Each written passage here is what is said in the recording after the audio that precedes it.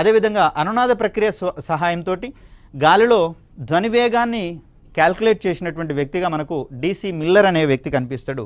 So ఇతని ప్రకారము 0 degree centigrade temperature దగ్గర గాలిలో ధ్వని వేగము v is equal to 330 metres per సెకండ్గా మనం చెప్తాం.